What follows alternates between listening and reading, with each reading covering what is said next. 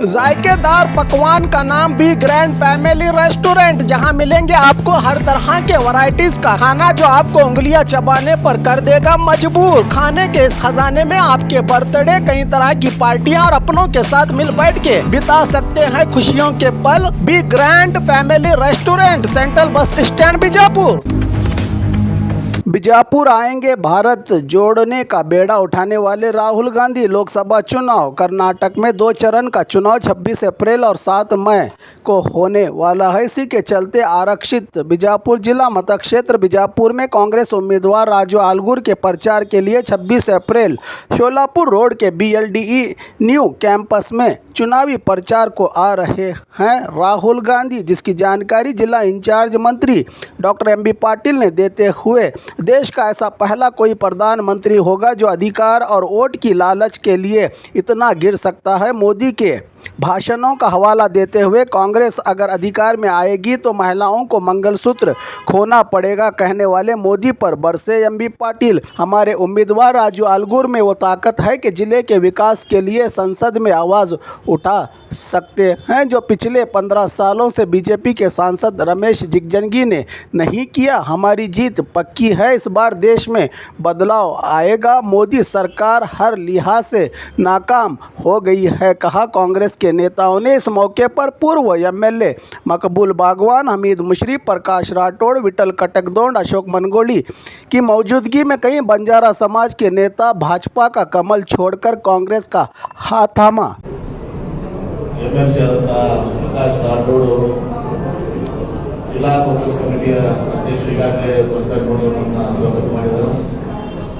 ನಮ್ಮ ನಾಟಕ ಕ್ಷೇತ್ರದ ಶಾಸಕರಾದ ಕರೆದುಕೊಂಡವರು ಮಕ್ಬೂಲ್ ಬಾಗನ್ ಅವರು, ಮಾಜಿ ಶಾಸಕರು, ಮಾಜಿ ಶಾಸಕರಾದ ಸುಂದರ್ ಅವರು, ಅಬ್ದುಲ್ ರಾಠೋಡ್ ಅವರು, ಅಂತ ನಾಯಕರು, ನಮ್ಮ ಕಾಂಗ್ರೆಸ್ ಪಕ್ಷದ ಜಯಪುರ ಮತಕ್ಷೇತ್ರದ ವಿಧಾನಸಭಾ ಕ್ಷೇತ್ರದ ಅಭ್ಯರ್ಥಿಯಾದಂಥ ಹಮೀದ್ ಮುಶ್ರೀಫ್ ಅವರು, ಧರ್ಮೇಶ್ ಕಾಂಗ್ರೆಸ್ ಅವರು, ಮಹಿಳಾ ಕಾಂಗ್ರೆಸ್ನ ಅಧ್ಯಕ್ಷ ಅವರು, ಅಂತ ನಾಯಕರು, ಎಲ್ಲರೂ ಕೂಡ ಪ್ರೋತ್ಸಾಹಿ ಎಲ್ಲರಿಗೂ ಮೊದಲೇ ಡಾಕ್ಟರ್ ಬಾಬು ರಾಜೇಂದ್ರ ನಾಯಕ್ ಅವರು ಬಿಜೆಪಿಯ ಅಭ್ಯರ್ಥಿಯಾಗಿ ಲೋಕಸಭೆ ಸ್ಪರ್ಧೆ ಮಾಡಿದ್ರು, ಈ ಕಡೆ ಆಕಾಂಕ್ಷಿಯಾಗಿದ್ದರು. ಅವರು ನಿನ್ನೆ ನಮ್ಮ ವಿನಂತಿ ಮೂಲಕ ವಿಡ್ರಾ ಮಾಡಿ ಇವತ್ತು ನಮ್ಮ ಕಾಂಗ್ರೆಸ್ ಪಕ್ಷವನ್ನು ಸೇರ್ಪಡೆ ಆಗ್ತಾರೆ.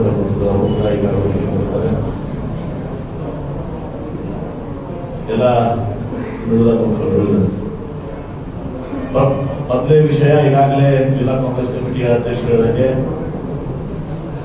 ವಿಜಯಪುರ ಲೋಕಸಭಾ ಮತಕ್ಷೇತ್ರದ ಚುನಾವಣಾ ಪ್ರಚಾರಕ್ಕೆ ಇದೇ ದಿನಾಂಕ 26ರಂದು ನಮ್ಮ ಕಾಂಗ್ರೆಸ್ ಪಕ್ಷದ ನಾಯಕರಾದಂಥ ಮಾಜಿ AICCಯ ಅಧ್ಯಕ್ಷರಾದಂಥ ಶ್ರೀ ರಾಹುಲ್ ಗಾಂಧಿ ಅವರು 11 ಗಂಟೆಗೆ ವಿಜಯಪುರ ನಗರದಲ್ಲಿ ಇವತ್ತು KLDಯ ನೂತನ ಕ್ಯಾಂಪಸ್ ಗ್ರೌಂಡ್ ಏನಿದೆ ಆ ಗ್ರೌಂಡ್ನಲ್ಲಿ ಸಹ ಜನರನ್ನ ಉದ್ದೇಶಿಸಿ ಮಾತನಾಡಿದರೆ ಪ್ರಚಾರ ಕಾರ್ಯಕ್ರಮ ಕೈಗೊಳ್ಳಿದ್ದಾರೆ.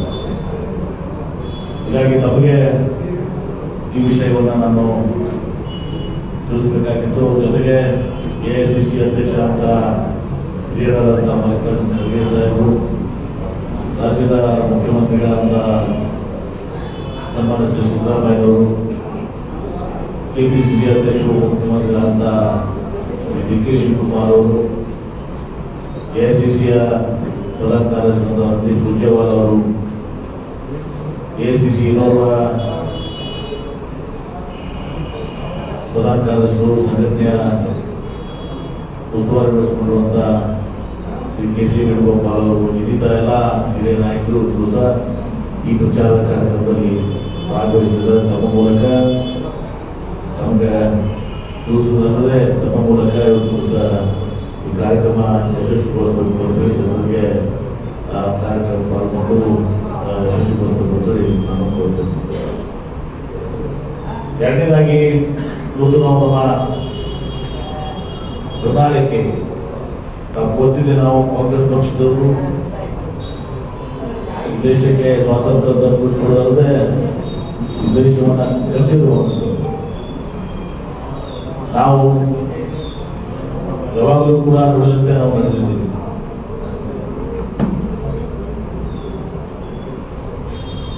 2013ರಿಂದ 2018ರವರೆಗೆ ಸಿದ್ದರಾಮಯ್ಯ ನೇತೃತ್ವದ ಸರ್ಕಾರ, ಅಂದು ನಾವು ನಮ್ಮ ಪ್ರಣಾಳಿಕೆಯಲ್ಲಿ 165 ಭರವಸೆಗಳನ್ನು ಕೊಟ್ಟಿದ್ವಿ, 158 ಭರವಸೆಗಳನ್ನು ಈಡೇರಿಸಿದ್ವಿ. ಆ ಭರವಸೆಗಳಂತೆ ಇಲ್ಲದೆ ಸುಮಾರು 30 ಹೆಚ್ಚಿನ ಕಾರ್ಯಕ್ರಮಗಳನ್ನ ನಾವು ಹಾಕೊಂಡಿದ್ದೇವೆ. 158 ಕಾರ್ಯಕ್ರಮಗಳನ್ನ ನಾವು ಯಶಸ್ವಿಗೊಳಿಸಿದ್ದೇವೆ.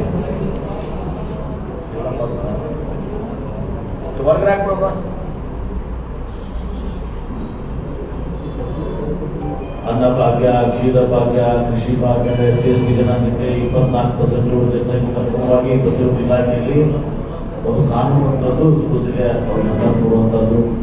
ನೀರಾವರಿಗೆ ಪ್ರತಿ ವರ್ಷ 10,000 ಕೋಟಿ ಅಂತೆ 50,000 ಕೋಟಿ ರೂಪಾಯಿ ನಾವು ಕೊಡ್ತೀವಿ. 56,000 ಕೋಟಿ ರೂಪಾಯಿ ನಾವು ಖರ್ಚು ಮಾಡೋಣ. ಹೀಗೆ ನಾವು ಕುರಿತಂತೆ ನಡೆದಿದ್ದೀವಿ. ಈಗಲೂ ಕೂಡ ನಾವು ಚುನಾವಣೆ ಪೂರ್ವದಲ್ಲಿ 5 ಗ್ಯಾರಂಟಿಗಳನ್ನ ಕೊಟ್ಟಿದ್ವಿ. ಒಂದನೇದಾಗಿ ನಾವು ಅಧಿಕಾರಕ್ಕೆ ಬಂದ್ರೆ 200 ಯೂನಿಟ್ ವಿದ್ಯುತ್ ಶಕ್ತಿಯನ್ನು ಉಚಿತವಾಗಿ ಕೊಡ್ತೀವಿ. ಗೃಹಜ್ಯೋತಿ ಯೋಜನೆ ಅದನ್ನು ನಾವು ಅನುಷ್ಠಾನ ಮಾಡಿದ್ದೀವಿ. ಅದರಂತೆ ಸುಮಾರು 200 ಯೂನಿಟ್ ಉಚಿತ ವಿದ್ಯುತ್ ಶಕ್ತಿ ಇದೆ. ನಮ್ಮ ಜಿಲ್ಲೆಯಲ್ಲಿ ಸುಮಾರು 4,64,797 ಜನರು ಸಹ ಒಂದು ಉಪಯೋಗ ಪಡೆದುಕೊಂಡಿದ್ದಾರೆ. ಕಾಂಗ್ರೆಸ್ನ ಇನ್ನೊಂದು ಗ್ಯಾರಂಟಿ ಗೃಹಲಕ್ಷ್ಮಿ, ಪ್ರತಿಯೊಂದು ಕುಟುಂಬದ ಒಬ್ಬ ಮುಖ್ಯಸ್ಥಿಗೆ ಪ್ರತಿ ತಿಂಗಳು ಸಹ 70,000 ರೂಪಾಯಿಯನ್ನ ನಾವು ಕೊಡ್ತೀವಿ ಅಂತ ಹೇಳಿದ್ವಿ. ಪ್ರಕಾರವಾಗಿ 2,000 ರೂಪಾಯಿನ ಗೃಹಲಕ್ಷ್ಮಿ ಯೋಜನೆ ಅಡಿಯಲ್ಲಿ ನಾವು ಕೊಡ್ತಾ ಇದ್ದೀವಿ. ಇದರಲ್ಲಿ ಸುಮಾರು ಫಲಾನುಭವಿಗಳ ಸಂಖ್ಯೆ ಸುಮಾರು 4,61,159 ಜನ.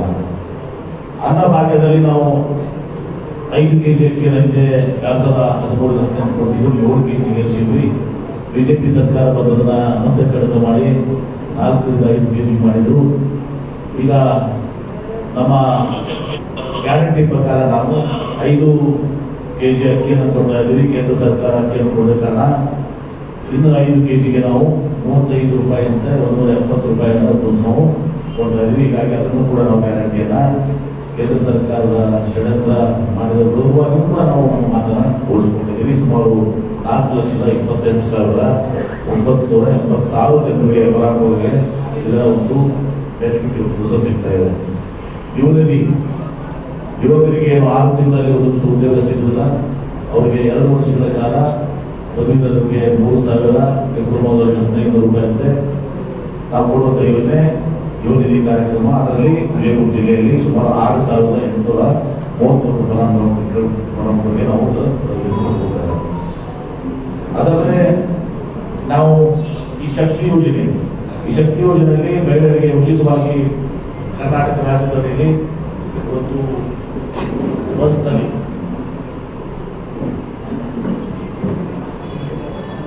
ಬಸ್ನಲ್ಲಿ ಉಚಿತವಾಗಿ ಪ್ರಯಾಣ ಮಾಡುವಂಥದ್ದು. ಅದರಲ್ಲಿ ಸುಮಾರು 4,66,15,000 ಜನ ಇದರ ಟಿಕೆಟ್ ಪಡ್ಕೊಂಡು ಪ್ರವಾಸ ಮಾಡಿದ್ದಾರೆ ನಮ್ಮ ಜಿಲ್ಲೆಯಲ್ಲಿ. ಹೀಗೆ ನಾವು ನೋಡಿದ್ದೀವಿ. ಅದೇ ನಮ್ಮ ಇದಲ್ಲದೆ ನಾವು ಮತ್ತೆ ಅಧಿಕಾರಕ್ಕೆ ಬಂದ್ರೆ, ಕಾಂಗ್ರೆಸ್ ಪಕ್ಷ ಕೇಂದ್ರದಲ್ಲಿ ಅಧಿಕಾರಕ್ಕೆ ಬಂದ್ರೆ ನಾವು ಮಾತನ್ನ ಒಂದು ಗ್ಯಾರಂಟಿಯನ್ನು ಕೊಟ್ಟಿದ್ದೀವಿ. ಅದರ ಗ್ಯಾರಂಟಿಯ ಒಂದೇ ಗ್ಯಾರಂಟಿ ನಾವು 1 ಲಕ್ಷ ರೂಪಾಯಿ ಪ್ರತಿಯೊಬ್ಬ ಯುವಕರಿಗೆ, ಯುವ ಪದವೀಧರಿಗೆ ಕೊಡ್ತೀವಿ ಅಂತೇಳಿ ನಿರುದ್ಯೋಗಿ ಯುವ ಪದವೀಧರಿಗೆ. ಅದೇ ರೀತಿ ಗೃಹಲಕ್ಷ್ಮಿ ಅಂತದ ಮಹಾಲಕ್ಷ್ಮಿ ಯೋಜನೆ 1 ಲಕ್ಷ ರೂಪಾಯಿ ನಾವು ಮಹಿಳೆಯರಿಗೆ ಕೊಡುವಂಥದ್ದು. ಕಾಂಪಿಟೇಟಿವ್ ಮಾರ್ಕೆಟ್ ಸೆಂಟ್ರಲ್ ಕಾಂಪಿಟೇಟಿವ್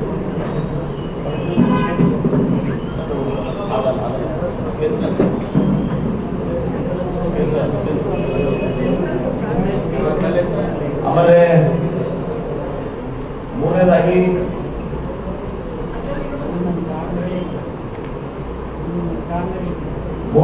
ನಾವು ರೈತರ ಸಾಲವನ್ನು ನಾವು ಮನ್ನಾ ಮಾಡ್ತೀವಿ ಮತ್ತು ರೈತರಿಗೆ MSP ದರದ ಪ್ರಕಾರ ಚಾಲು ಮಾಡ್ತೀವಿ. ಅವರ ಬೆಳೆದಂತ ಬೆಳೆಗೆ ಯೋಗ್ಯವಾದಂತ ಬೆಲೆಯನ್ನು ಕೊಡ್ತೀವಿ. ಅದರಂತೆ ಇವತ್ತು ನಾವು ಮಹಿಳೆಯರಿಗೆ 1 ಲಕ್ಷ ರೂಪಾಯಿ ಅಂತ ಹೇಳಿದ್ರಿ, ಯುವಕರಿಗೆ 1 ಲಕ್ಷ ರೂಪಾಯಿ ಅಂತ ಹೇಳಿದ್ರಿ. ಅದರಂತೆ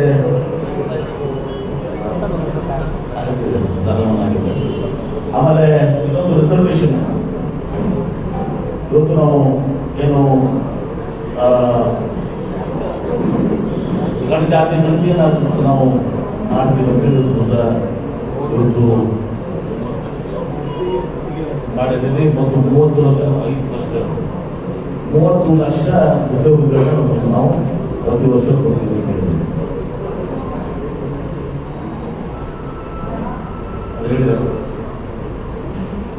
ಯುವ ನ್ಯಾಯ ಯೋಜನೆ 1 ಲಕ್ಷ ವೇತನ ಪ್ರತಿಭಾ ವಿದ್ಯಾವಂತ ಯುವಕರಿಗೆ ಉದ್ಯೋಗದ ಗ್ಯಾರಂಟಿ. ಮಹಿಳಾ ನ್ಯಾಯ ಪ್ರತಿ ವರ್ಷ 1 ಲಕ್ಷ ರೂಪಾಯಿ ಪ್ರತಿ ಬಡ ಕುಟುಂಬದ ಮಹಿಳೆಗೆ ಸಾಲ ಮನ್ನಾ ಮತ್ತು ಸ್ವಾಮಿನಾಥನ್ ಆಯೋಗದ ಸೂತ್ರ ಪ್ರಕಾರ MSK ಸ್ಥಾನಮಾನ ರೈತರಿಗೆ ನ್ಯಾಯ ಯೋಜನೆ ಜೊತೆಗೆ ಮಹಾತ್ಮ ಗಾಂಧಿ ರೋಜ್ಗಾರ್ ಯೋಜನೆಯಲ್ಲಿ ಇವತ್ತು ಕನಿಷ್ಠ ದಿನಕ್ಕೆ 400 ರೂಪಾಯಿ ಕನಿಷ್ಠ ವೇತನ ಕೊಡುವಂಥದ್ದು ಶ್ರಮಿಕ ನ್ಯಾಯ ಒಂದು ಜಾತಿ ಗಣತಿ ಸಾಮಾಜಿಕ ಮತ್ತು ಆರ್ಥಿಕ ಸಮಾನತೆಯನ್ನು ಹೆಚ್ಚುಪಡಿಸಿಕೊಳ್ಳಲು ರಾಷ್ಟ್ರವ್ಯಾಪಿ ಜನಗಣತಿಯಲ್ಲಿ ಪ್ರತಿಯೊಬ್ಬ ವ್ಯಕ್ತಿ ಮತ್ತು ಪ್ರತಿ ಸಮುದಾಯವನ್ನು ಪರಿಗಣಿಸಲಾಗುವುದು. ಪಾಲುದಾರಿಕೆಯ ನ್ಯಾಯ ಅಂತ ಹೇಳಿ ಈ 5 ಪ್ರಮುಖವಾದಂತಹ ಕಾಂಗ್ರೆಸ್ ಗ್ಯಾರಂಟಿಯನ್ನು ಕೂಡ ನಮ್ಮ ಕೇಂದ್ರದಲ್ಲಿ ಪಕ್ಷ ಜಾರಿಗೆ ನಾವು ಬಿಜೆಪಿ ಅವರನ್ನು ತಪ್ಪೋದಿದೆ. 60 ವರ್ಷ ಏನೇನು ಅವರು ವಚನಗಳನ್ನು ಕೊಟ್ಟಿದ್ರು. ನರೇಂದ್ರ ಮೋದಿ ಅವರು ಒಳ್ಳೆಯ ದಿನ ಬರ್ತವೆ, ಎಲ್ಲ ಬೆಲೆ ಏರಿಕೆನ ನಿಯಂತ್ರಣ ಮಾಡ್ತೀನಿ, ಇವತ್ತು ನಮ್ಮ ರೂಪಾಯಿ ಮೌಲ್ಯ ಕುಸಿದಿದೆ, ಡಾಲರ್ ಅಗೇನ್ಸ್ಟ್ ಅಂತ ಹೇಳಿದ್ರು. ಇಲ್ಲಿ ಅನೇಕ ಭರವಸೆ ಅಕ್ಷಯ ಬರ್ತವೆ ಅಂತ ಹೇಳಿದ್ರು. ಅಕ್ಷಯ ದಿನ ಬರಲಿಲ್ಲ. ಇವತ್ತು ಪೆಟ್ರೋಲು 64 ರೂಪಾಯಿ 104 ರೂಪಾಯಿ ಆಗಿದೆ. ಡೀಸೆಲ್ 54 ರೂಪಾಯಿ 75 ರೂಪಾಯಿ ಆಗಿದೆ. ಗ್ಯಾಸ್ ಸಿಲಿಂಡರ್ 400 ಇದ್ದು 440 ಇದ್ದು 1120 ಆಗಿರುತ್ತದೆ ಸರ್. ಈಗ ಪ್ರತಿಯೊಂದು ಪದಾರ್ಥಗಳು ಸಹ ನಮ್ಮ ಅಡುಗೆ ಎಣ್ಣೆಗೂ ಕೂಡ 60 ರೂಪಾಯಿ ಇದ್ದು 120 ರೂಪಾಯಿ ಆಗಿದೆ, 150 ರೂಪಾಯಿ ಆಗಿದೆ. ಅಕ್ಷಯದಿಂದ ಬರಲಿಲ್ಲ. ಒಂದು ಡಾಲರ್ ಸಹ ಏನು ಮೊದಲು ಇದೆ ಮನಮೋಹನ್ ಸಿಂಗ್ ಇದ್ದಾಗ 158 ರೂಪಾಯಿ 58 ರೂಪಾಯಿ ಡಾಲರ್ ರೇಟ್ 48 ರೂಪಾಯಿ. ಇವತ್ತು ಡಾಲರ್ ರೇಟ್ 78 ರೂಪಾಯಿ. ಮೋದಿ ಅವರು ಭಾಷಣ ಮಾಡಿ ನಾನು ಹೇಳಿದ್ರೆ ನನ್ನ ಫಿಕ್ಸ್ ಬಂದಿದ್ದಾವೆ. ನಾನು ಹೇಳ್ತೀನಂತಲ್ಲ, ಅದು ನಾವು ಯಾರು ಹೇಳ್ತೀವಂತಲ್ಲ, ಎಲ್ಲರೂ ಕೂಡ ಮೋದಿ ಅವರು ಭಾಷಣಗಳನ್ನ ಮುಗಿಸ್ಕೊಂಡಿದ್ದೀವಿ. ಬೇಕಾದ್ರೆ ಶೇರ್ ಮಾಡಿದ್ರೆ ಶೇರ್ ಮಾಡ್ತೀನಿ, ನಾನೆಲ್ಲ ಸೋಷಿಯಲ್ ಮೀಡಿಯಾದಾಗ ಅವ್ರ ಭಾಷಣ ಆಗ್ತದೆ. ಪ್ರತಿ ವರ್ಷ 2 ಕೋಟಿ ಉದ್ಯೋಗ ಕೊಡ್ತೀವಿ ಅಂತ ಹೇಳಿದ್ರು. 10 ವರ್ಷ ಆಯ್ತು, 20 ಕೋಟಿ ಉದ್ಯೋಗ ಸಿಗ್ಬೇಕಾಗಿತ್ತು. ಉದ್ಯೋಗ ಸಿಗ್ಲಿಲ್ಲ. ಉಲ್ಟಾ ತಪ್ಪು ನಿರ್ಣಯ ತಗೊಂಡು ಇದು ನೋಟ್ ಬ್ಯಾನ್ ಮಾಡುವಂತ ನಿರ್ಣಯ ಮಾಡಿದ್ರು. ನೋಟ್ ಅಮಾನ್ಯ ಮಾಡುವಂಥದ್ದು ಎಂದುಕೊಂಡು ನೋಟ್ ಬ್ಯಾನ್ ಅಲ್ಲಿ ಮೊನ್ನೆ ನಮ್ಮ ಸುಪ್ರೀಂ ಕೋರ್ಟ್ ಜಸ್ಟಿಸ್ ನಾಗರತ್ನ ಅವರು ಹೇಳಿದ್ರು 98% ಎಲ್ಲ ಹಣ ವಾಪಸ್ ಬಂದ್ಬಿಟ್ಟಿದೆ. ಇದು ಬ್ಲ್ಯಾಕ್ ಮನಿ ಕಪ್ಪು ಹಣವನ್ನ ಕಂಡುಹಿಡಿಯುವುದಲ್ಲ, ಕಪ್ಪು ಹಣವನ್ನ ವೈಟ್ ಮಾಡಕ್ಕೆ ಮಾಡಿದಂತ ಯೋಜನೆ ಅಂತ ಹೇಳಿ ನಮ್ಮ ರಾಜ್ಯದವರಾದಂತ ಸುಪ್ರೀಂ ಕೋರ್ಟ್ ನ್ಯಾಯಮೂರ್ತಿಗಳಾದಂತ ಶ್ರೀಮತಿ ನಾಗರತ್ನ ಅವರು ಯಾವುದೂ ಕೂಡ ರೈತರ ಆದಾಯ ದುರ್ಗಣ ಮಾಡ್ತೀವಿ ಅಂತ ಹೇಳಿ ಅದನ್ನು ಕೂಡ ಆಗಿಲ್ಲ. ರೈತರು ಹೋರಾಟ ಮಾಡ್ತಾ ಇದ್ದಾರೆ ದೆಹಲಿಯಲ್ಲಿ. ಅವ್ರ ಮೇಲೆ ಅವ್ರನ್ನ ಹತ್ತಿಕ್ಕುವಂತ ಪ್ರಯತ್ನ, ವಾಟರ್ ಕೌನ್ಸಿಲರ್ ಬಳಸಿಕೊಂಡು ಲಾಠಿ ಚಾರ್ಜ್ ಮಾಡ್ಕೊಳ್ಳಂತ ರೈತರ ಮೇಲೆ ಇವತ್ತು ಅವ್ರನ್ನ ಬಂಧನ ಮಾಡುವಂತಹದ್ದು ಎಲ್ಲ ಕೂಡ ಮಾಡೋದು ರೈತರ ಮೇಲೆ ಯಾವುದೂ ಕೂಡ ಒಪ್ಪಿಸಲ್ಲ, ಅಚ್ಚೇದಿನ ಬಂದಿಲ್ಲ. ಸಬ್ಕೆ ಸಾಥ್ ಸಬ್ಕೆ ವಿಕಾಸ್ ಅನ್ನೂ ಕೂಡ ಬಂದಿಲ್ಲ.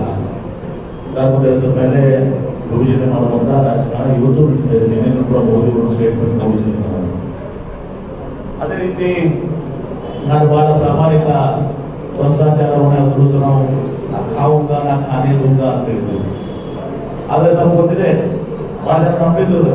ಮತ್ತೆ ಒಂದು ತಿಂಗಳವರೆಗೆ ಇವರ ರಾಷ್ಟ್ರದ ಅಂತಾರಾಷ್ಟ್ರೀಯ ಮಟ್ಟದಲ್ಲಿ ಕೂಡ ನಮ್ಮ ನರೇಂದ್ರ ಮೋದಿ ಪ್ರಾಮಾಣಿಕ ಅಂತ ಹೇಳ್ಬಿಟ್ಟು ಆರ್ಗ್ಯುಮೆಂಟ್ ಮಾಡಿದ್ರು. ಆದ್ರೆ ಇಲೆಕ್ಟ್ರಲ್ ಬಾಂಡ್ಸ್ ನೋಡಿದೀವಿ, ಮೊನ್ನೆ ಚುನಾವಣಾ ಬಾಂಡ್ ಅದನ್ನ ಗೌಪ್ಯತೆ ಇವರೇ ಅಂತ ಹೇಳಿದ್ರು, ಸ್ವಿಟ್ಜರ್ಲ್ಯಾಂಡ್ ಕಪ್ಪೋಣ ಅಂತ ಹೇಳಿ ಚುನಾವಣಾ ಬಾಂಡ್ ಅಂದ್ರೆ ಸೀಕ್ರೆಸಿ ಇದು ಮಾಡಿದ್ರು. ಗೌಪ್ಯತೆ ಇರ್ಬೇಕಂತ ಕೇಳಿದ್ರೆ ಯಾರು ಕೊಡ್ತಿದ್ದಾರೆ, ಎಷ್ಟು ಕೊಡ್ತಾರೆ, ಯಾರಿಗೆ ಕೊಡ್ತಾರೆ, ಯಾವಾಗ ಕೊಡ್ತಾರೆ ಅಂತ ಗೊತ್ತಾಗ್ಬಾರ್ದು ಗೊತ್ತಿಲ್ಲ.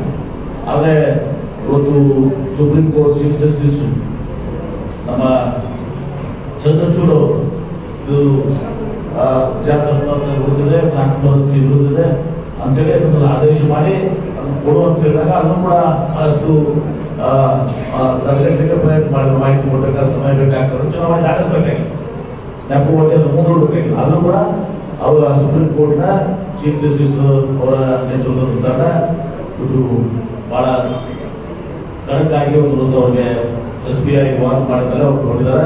ಈಗ ಏನಾಗಿದೆ ಅಂದ್ರೆ ಮೋದಿಯವರ ಮುಖವಾಡ ಕಳಚಿದೆ, ಇವರ ಪ್ರಾಮಾಣಿಕತೆ ಮುಖವಾಡ ಕಳಚಿದೆ. ಒಂದ್ ಕಡೆ IT ರೇಡ್ ಆಗ್ತದೆ, ಈ ಹಣ ಜಮಾ ಆಗ್ತದೆ, ಚುನಾವಣೆ. ಇನ್ನೊಂದ್ ಕಡೆ CBI ಕೇಸ್ ಆಗ್ತದೆ, ಎಲೆಕ್ಟ್ರಲ್ ಬಾಂಡ್ ಖರೀದಿ ಆಗ್ತದೆ. ಇನ್ನೊಂದ್ ಕಡೆ ED ರೇಡ್ ಆಗ್ತದೆ, ಎಲೆಕ್ಟ್ರಲ್ ಬಾಂಡ್ ಖರೀದಿ ಆಗ್ತದೆ. ಇನ್ನೊಂದ್ ಕಡೆ ಸಾವಿರಾರು ಕೋಟಿ ಮೆಗಾ ಕನ್ಸ್ಟ್ರಕ್ಷನ್ ಕಾಂಟ್ರಾಕ್ಟ್ ಹೋದ್ರೆ ಇಲ್ಲಿ ಹಣ ಜಮಾ ಆಗ್ತದೆ. 23 ಕಂಪನಿಗಳು ನುಕ್ಸಾನ ಅನುಭವಿಸ್ತಾ ಇದಾವೆ. ಆ ನುಕ್ಸಾನ ಕಂಪನಿಗಳು 106 ಕೋಟಿ ಹಣ ಪಡ್ಕೊಂಡಿದ್ದಾರೆ. ಈ ಕೇಜ್ರಿವಾಲ್ ಅವ್ರನ್ನ ಏನು ಬಂಧನ ಮಾಡಿದಾರ ಈ ಲಿಕ್ಕರ್ ಸ್ಕ್ಯಾಮ್ ನಲ್ಲಿ, ಅದ್ರಲ್ಲಿ ಅಪ್ರೂವಲ್ ಆಗೋರು ಕೂಡ ಹಣ ವಸೂಲು ಮಾಡಿದ್ದಾರೆ. ಹೀಗೆ ನರೇಂದ್ರ ಮೋದಿ ಅವರು ಸುಮಾರು 7,600 ಕೋಟಿ ರೂಪಾಯಿಯಷ್ಟು ಈ ಒಂದು ಬೆದರಿಸಿ ಎಕ್ಸ್ಟಾರ್ಷನ್ ಅಂತೀವಲ್ಲ ನಾವು, ಬದಲಿಸಿ ಒಂದು ಸಹ CBI, IT, ED ನಾವು ಬೆದರಿಸಿ ಮತ್ತು ಭ್ರಷ್ಟಾಚಾರ ಕಾಂಟ್ರಾಕ್ಟ್ ಕೊಡೋ ಮೂಲಕ ಒಂದು ಹಣ ಪಡ್ಕೊಂಡಿದ್ದಾರೆ. ಕೊರೋನಾದಲ್ಲಿ ಲಸಿಕೆ ಮಾಡುವಂತವ್ರ ಕೂಡ ಅವರು ಹಣವನ್ನು ತಗೊಂಡು ನಾವಲ್ಲ ಮತ್ತು ಇದರಿಂದ ಅವರೆಲ್ಲ ಕಡೆ ಕೂಡ ಹಣ ತಗೊಂಡಿದ್ದಾರೆ. ಏನ್ ತೋರಿಸ್ತಿರಲ್ಲ. ಹೀಗಾಗಿ ಮೋದಿಯವರ ಭ್ರಷ್ಟಾಚಾರದ ಬಗ್ಗೆ ಆಡುವಂತ ಮಾತುಗಳು, ಭ್ರಷ್ಟಾಚಾರದ ಬಗ್ಗೆ ಅವರ ನಿಲುವು ಇವತ್ತು ಮುಖವಾಡ ಕಳಿಸಿಬಿಟ್ಟಿದೆ. ಇದೆಲ್ಲವೂ ಕೂಡ ಎನ್ಕ್ವೈರಿ ಆದ್ರೆ ಆಗ್ಬೇಕು. ಅವಾಗ ಇವರ ನಿಜವಾದಂತ ಬಂಡವಾಳ ಇನ್ನಷ್ಟು ಮಟ್ಟಿಗೆ ಏನಾಗುತ್ತದೆ, ಇವರು ಜೈಲ್ ಕಮ್ಮಿಯನ್ನು ಎನಿಸುವಂತ ಪರಿಸ್ಥಿತಿ. ಹೀಗಾಗಿ ನಾನು ಜಾಸ್ತಿ ಸಮಯ ತೆಗೆದುಕೊಂಡ್ರೆ ಮಾತನಾಡೋದಾರೆ. ಒಟ್ಟಾರೆ ವಿಜಯಪುರ ಜಿಲ್ಲೆಯಲ್ಲಿ ಒಂದು ಒಳ್ಳೆಯ ವಾತಾವರಣ ಇದೆ. ಒಂದು ಜನ ಇಲ್ಲಿಯ ಸಂಸದರ ಬಗ್ಗೆ ಒಂದು ಬಿಜೆಪಿಯವರ ಪ್ರಧಾನಮಂತ್ರಿಗಳ 10 ವರ್ಷದ ಬಂಡವಾಳ ಬಯಲಾಗಿದೆ. ಎರಡನೇದಾಗಿದ್ದರೂ ಸಹ ಕಾಂಗ್ರೆಸ್ ಪಕ್ಷ ನಾವು ನೋಡಿದಂತೆ ನಡೆದಿದ್ದೀವಿ. ನಮ್ಮ ಹಿಂದಿನ 13-18 ಮತ್ತು ಈಗ 5 ಗ್ಯಾರಂಟಿಯನ್ನು ನಾವು ಕೊಟ್ಟಿದ್ದೀವಿ. ಕಳೆದ 9 ತಿಂಗಳಲ್ಲಿ ಕೂಡ ಜನರ ಮೇಲೆ ಪರಿಣಾಮ ಆಗಿದೆ. ಗ್ಯಾರಂಟಿಗಳು ವಿಶೇಷವಾಗಿ ಮಹಿಳೆಯರು ಬಹಳಷ್ಟು ಅದರಲ್ಲಿ ನಮಗೆ ಬೆಂಬಲವನ್ನು ಕೊಡ್ತಾರೆ. ಅದ್ರ ಜೊತೆಗೆ ಇಲ್ಲಿ ಸಂಸದರು 6 ಬಾರಿ ಆದೇಶ ಬಂದಿದ್ದಾರೆ. 3 ಬಾರಿ ಚಿಕ್ಕೋಡಿಯಲ್ಲಿ, 3 ಬಾರಿ ಇಲ್ಲಿ. ಇಲ್ಲಿವರೆಗೆ ಈಗ ಜ್ವಲಂತ ಸಮಸ್ಯೆಗಳು ಕೆಲವೊಂದು ಉದಾಹರಣೆಗಳು ಬಂದಿದೆ. ಅದು ಕೃಷ್ಣಾ ನ್ಯಾಯಾಧೀಕರಣ ತೀರ್ಪು, ಎಣ್ಣೆ ತೀರ್ಪು, ರಜೀಶ್ ಕುಮಾರ್ ತೀರ್ಪು 2010ರಲ್ಲಿ ಬಂತು. 13ರಲ್ಲಿ ಬಂತು ಸುಮಾರು 14 ವರ್ಷ ಆಗಿದೆ. ಈಗ ಗೆಜೆಟ್ ನೋಟಿಫಿಕೇಶನ್ ಆಗಿದೆ. ಅದನ್ನು ಗೆಜೆಟ್ ನೋಟಿಫಿಕೇಶನ್ ಮಾಡಬೇಕು ಅಂತ ನಮ್ಮ ಸಂಸದರು ಒಂದು ಸಲ ಕೂಡ ಲೋಕಸಭೆಗೂ ಸಹ ಒತ್ತಾಯವನ್ನು ಮಾಡಿಲ್ಲ, ಪ್ರಶ್ನೆಗಳನ್ನೇ ಕೇಳಿಲ್ಲ, ಚರ್ಚೆಯಲ್ಲಿ ಭಾಗವಹಿಸಿಲ್ಲ. ವಿಜಯಪುರ ಜಿಲ್ಲೆ ನಮ್ಮ ರೈಲ್ವೆ ಓವರ್ ನೈಟ್ ನಮ್ಮ ಟ್ರೈನ್ ಇಲ್ಲ. ರಾತ್ರಿ ಸಾಯಂಕಾಲ 7 ಗಂಟೆಗೆ ಬಿಟ್ಟು ಬೆಳಗ್ಗೆ ಬೆಂಗಳೂರಿಗೆ, ಬೆಳಗ್ಗೆ ಮುಂಬೈಗೆ, ಹೈದರಾಬಾದ್ ಹೋಗುವಂತ ಟ್ರೈನ್ಸ್ ಇಲ್ಲ. ಒಂದೇ ಮಾತ್ರ ಟ್ರೈನ್ ನಮ್ಮ ಜಿಲ್ಲೆಗೆ ಬಂದಿಲ್ಲ. ಇದ್ರ ಬಗ್ಗೆ ಕೂಡ ನಮ್ಮ ಜವಾಬ್ದಾರಿ ಇದ್ದಂತ ಸಂಸದರು ಒತ್ತಾಯ ಮಾಡಿಲ್ಲ. ನಮ್ದು ತೋಟಗಾರಿಕೆ ಜಿಲ್ಲೆ, ದ್ರಾಕ್ಷಿ, ದಾಳಿಂಬೆ, ನಿಂಬೆ ಇನ್ನಿತರ ತೋಟಗಾರಿಕೆ ಬೆಳೆಗಳನ್ನ ನಾವು ಬೆಳಿತೀವಿ. ಇಲ್ಲಿ ಒಂದು ಯಾವ ರೀತಿ ಪುನಾದಲ್ಲಿ ಇರ್ತದೆ ಸರ್, ಗ್ರೇಟ್ ರಿಸರ್ಚ್ ಇನ್ಸ್ಟಿಟ್ಯೂಟ್ ಇದೆ ಪುನಾದಲ್ಲಿ, ರಾಷ್ಟ್ರೀಯ ಹೆದ್ದಾರಿ ಮೇಲೆ ತುಮಕೂರು ಇದೆ. ಆ ರೀತಿ ಒಂದು ಇಲ್ಲಿ ರಿಸರ್ಚ್ ಹಾರ್ಟಿಕಲ್ಚರ್ ರಿಸರ್ಚ್ ಸೆಂಟರ್ ಕೇಂದ್ರ ಸರ್ಕಾರ ಆಗಬೇಕು ಅಂತ ಹೇಳಿ ಅದು ಒತ್ತಾಯ ಮಾಡಿಲ್ಲ. ಪ್ರವಾಸೋದ್ಯಮ, ಐತಿಹಾಸಿಕ ಸ್ಮಾರಕಗಳಿದ್ದಾವೆ, ಗೋಲ್ಗುಂಬ, ಇಬ್ರಾಹಿಂ ಧ್ವಜ ಇವೆಲ್ಲವೂ ಕೂಡ ಇದ್ದಾವೆ. ಇವು ವಿಶ್ವ ಪಾರಂಪರಿಕ ಪಟ್ಟಿಯಲ್ಲಿ ಸೇರಬೇಕು. ವರ್ಲ್ಡ್ ಹೆರಿಟೇಜ್ ಮಾನ್ಯುಮೆಂಟ್ಸ್ ಆಗುತ್ತೆ ಯುನೆಸ್ಕೋ, ಅದ್ರ ಬಗ್ಗೆ ಒತ್ತಾಯ ಮಾಡಿಲ್ಲ. ಈ ರೀತಿ ಇಲ್ಲಿ ಜ್ವಲಂತ ಸಮಸ್ಯೆಗಳಲ್ಲಿ ಮರ ಇದೆ. ಈ ಬರಗಾಲದ ಬಗ್ಗೆ ಒಂದು ಸಹ ಈ ಜಿಲ್ಲೆಗೆ ಹೆಚ್ಚಿನ ಯೋಜನೆ ನೋಡಬೇಕು, ಅದ್ರ ಬಗ್ಗೆ ಪ್ರಶ್ನೆ ಇರ್ತಿಲ್ಲ. ಇದು ಮೀಸಲು ಮತಕ್ಷೇತ್ರ ರಾಜ್ಪುರವಾದದ್ದು, ಆ ದಲಿತರ ಇಲಾಖೆಗಾದರೂ ಕೂಡ ಒಂದು ಪ್ರಶ್ನೆಯನ್ನು ಕೇಳಿಲ್ಲ ಚರ್ಚೆಯಲ್ಲಿ ಭಾಗವಹಿಸಿಲ್ಲ. 6 ವರ್ಷಗಳ ಕಾಲ ಒಂದೇ ಒಂದು ಪ್ರಶ್ನೆಯನ್ನ ಲೋಕಸಭೆ ಕೇಳಿಲ್ಲ, ಚರ್ಚೆಯಲ್ಲಿ ಭಾಗವಹಿಸಿಲ್ಲ. ಹೀಗಾಗಿ ಜನ ಸಂಪೂರ್ಣವಾಗಿ ಬದಲಾವಣೆಯನ್ನು ಬಯಸಿದ್ದಾರೆ. ಬಹಳ ದೊಡ್ಡ ಅಂತರದಿಂದ ನಮ್ಮ ಅಭ್ಯರ್ಥಿಯಾದಂತಹ ಶ್ರೀ ರಾಜು ವಾರ್ಗೂರು ಅವರು ಪ್ರಾಧ್ಯಾಪಕರಾಗಿ ಕೆಲಸ ಮಾಡಿದ್ದಾರೆ. 2 ಬಾರಿ 4 ಶಾಸಕರಾಗಿದ್ದಾರೆ. ಅತ್ಯಂತ ಮೃದು ಸ್ವಭಾವದ ಮತ್ತು ಒಬ್ಬ ಸರಳ ಸಜ್ಜನ ರಾಜಕಾರಣಿ ಮತ್ತು ಕ್ರಿಯಾಶೀಲ ವ್ಯಕ್ತಿ ಒಂದು ಅವರು ಪಾರ್ಲಿಮೆಂಟ್ ಹೋಗಿ ನಮ್ಮ ವಿಜಯಪುರದ ಧ್ವನಿಯಾಗಿ ಒಂದು ಸಹ ಜ್ವಲಂತ ಸಮಸ್ಯೆಗಳಿಗೆ, ಇಲ್ಲಿಯ ಸಮಸ್ಯೆಗಳಿಗೆ ಧ್ವನಿ ಅಂತಾರೆ, ಪ್ರಶ್ನೆ ಮಾಡ್ತಾರೆ, ಚರ್ಚೆಯಲ್ಲಿ ಭಾಗವಹಿಸ್ತಾರೆ ಅಂತ ವಿಶ್ವಾಸ ಸಹ ಇದೆ. ನಾವು ಆ ವಿಶ್ವಾಸವನ್ನು ಸಹ ನಾವು ಎಲ್ಲರಿಗೂ ಕೂಡ ಇದೆ. ಅದಕ್ಕೆ ಕಾಂಗ್ರೆಸ್ ಪಕ್ಷಕ್ಕೆ ಬಹಳ ದೊಡ್ಡ ಅದರಿಂದ ನಮಗೆ ಜಯ ಸಿಗ್ತದೆ. ಸುಮಾರು 2 ಲಕ್ಷದ ಅಂತರದಲ್ಲಿ ನಾವು ಈ ಚುನಾವಣೆಯನ್ನು ಗೆಲ್ತೀವಿ ಅನ್ನೋ ವಿಶ್ವಾಸ ನಮ್ಮಲ್ಲಿ. ನಾವೆಲ್ಲರೂ ಕೂಡ, ನಾನು ಶಿವಣ್ಣ ಪಾಟೀಲ್ ಅವರು, ಯಶವಂತರಾಯರು, CS ನಾಗೌಡರು, ಪ್ರಕಾಶ್ ನಾಗೌಡ್ ಅವರು, ನಮ್ಮ ಅಶೋಕ್ ಮಂಗೂಳಿ ಅವರು, ನಮ್ಮ ಕಟ್ಟಿಕೊಂಡವರು, ಮುಸ್ಲಿಂ ಅವರು, ಭಾಗವಾನ್ ಅವರು, ಎಲ್ಲರೂ ಸಹ ನಾವು ಸಹ ಒಗ್ಗಟ್ಟಾಗಿದ್ದರೂ ಸಹ ನಮ್ಮ ಅಭ್ಯರ್ಥಿಯನ್ನ ಗೆಲ್ಲಿಸಬೇಕು ಅಂತ ನಾವು ಚುನಾವಣಾ ಪ್ರಚಾರದಲ್ಲಿ ಹೋಗಿದ್ವಿ. 1 ಜನ ಅಭೂತಪೂರ್ವಕ ಸ್ಪಂದನೆ ಅನ್ನೋದು ಸಹ ಕೊಟ್ಟಿದ್ದಾರೆ ಅನ್ನೋದನ್ನ ಸಂದರ್ಭ ಹೇಳಿ, ನಾಳೆ ಮತ್ತೊಮ್ಮೆ 26ನೇ ತಾರೀಕಿಗೆ ರಾಹುಲ್ ಗಾಂಧಿ ಅವರು 11 ಗಂಟೆಗೆ ಶೋಲಾಪುರದಲ್ಲಿ BJP ಹೊಸ ಅವನ್ನ ಕ್ಯಾಂಪಸ್ಸಿದೆ. ಇದೇ ಏನು ರಾಹುಲ್ ಗಾಂಧಿ ಅವರು ಸೋನಿಯಾ ಗಾಂಧಿ ಆ ಕ್ಯಾಂಪಸ್ನಲ್ಲಿ ಒಂದು ಸಹ ಅವರು ಜನರನ್ನ ಉದ್ದೇಶಿಸಿ ಪ್ರಚಾರವನ್ನು ಮಾಡಿದ್ದಾರೆ. ಈಗ ಗ್ಯಾರಂಟಿ ಬಿಡುಗಡೆ ಮಾಡಿ ಆಮೇಲೆ ಶಿವಣ್ಣ ಪಾಟೀಲ್ ಮಾತನಾಡ್ತಾರೆ. ಗ್ಯಾರಂಟಿಯನ್ನ ಬಿಡುಗಡೆ ಮಾಡ್ತಾರೆ. ಬಿಡುಗಡೆ ಮಾಡ್ತಾರೆ. ಮತ್ತೆ ಇನ್ನೊಂದು ವಿಚಾರ, ದಯವಿಟ್ಟು ಪರ್ಮಿಷನ್, ನಮ್ಮ ಆಲ್ಗೂರು ಕೂಡ 10 ಅಂಶಗಳನ್ನ ಬಹಳ ಪ್ರಮುಖವಾಗಿದೆ. ಇದೇ ನೋಡಿ, ಇಚ್ಛಾಶಕ್ತಿ ಇಂಟೆಂಟ್ ಅನ್ನೋದು ರಾಜು ಆಲ್ಗೂರು ವಿಜಯಪುರ ಜಿಲ್ಲೆಗೆ ವಿಷನ್ ವಿಜಯಪುರ ಅಂತೇಳಿ 10 ಅಂಶಗಳಿಗೆ ಒತ್ತು ನೀಡಬೇಕು ಅಂತೇಳಿ ಇವತ್ತು ನೀರಾವರಿಗೆ, ರೈಲ್ವೆ, ವಿಮಾನ, ಹೆದ್ದಾರಿಗಳು, ಕೃಷಿ, ತೋಟಗಾರಿಕೆ, ಶಿಕ್ಷಣ, ಪ್ರವಾಸೋದ್ಯಮ ಮತ್ತು ಕ್ರೀಡೆ ಸೌಲಭ್ಯ, ಇದಕ್ಕೆ ನಾವು ಸಂಸತ್ನಾಗಿ ಏನ್ ಮಾಡ್ಬೇಕಂತ ಈಗಾಗಲೇ ಅವರು ತಮ್ಮ ಒಂದು ಮಿಷನ್ 10.4 ಮಿಷನ್ ಮಾಡ್ಕೊಂಡು ಇದನ್ನ ಅವರ ಕಾಳಜಿ ಬದ್ಧತೆ ಅಂತ ತೋರಿಸ್ತಾರೆ. ಅದನ್ನು ಕೂಡ ಸಹ ನಮ್ಮ ಗ್ಯಾರಂಟಿಗಳ ಅವ್ರು ವಿಜಯಪುರ ಇದೆ. ಇದು ನೋಡಿ ನಮ್ಮ ಬಿಜೆಪಿಯ ಹಾಲಿ ಸಂಸದರು ತೋರಿಸ್ತಾರೆ ನೋಡ್ಲಿಕ್ಕಿದೆ ಅಂತ. जैसा आप देख सकते हैं कि मेरे हाथ में यूनिस्टोन, कितने ही सालों से अगर वो पत्थर आपके गुर्दों में हो या पित्ते में, ग्लैडर के भी जहाँ पत्थर होता है ऑपरेशन से नहीं निकलता, लेकिन ये दवा खाने के बाद वो आपको जो यूरिन के जरिए जो है पूरा होकर निकल जाएगा। जहाँ बड़े बड़े ऑपरेशन फेल हो जाते वहां पर ये दवा काम करती है।